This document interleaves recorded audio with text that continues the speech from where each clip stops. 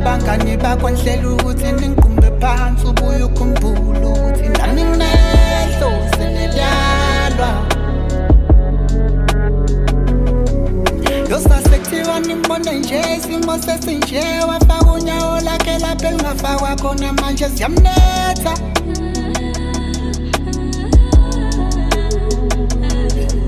Ubanibona nje kunje impilo isinje akahlanye ekhanda obabamkhulu abamthwalisa umqhele ogcwele njame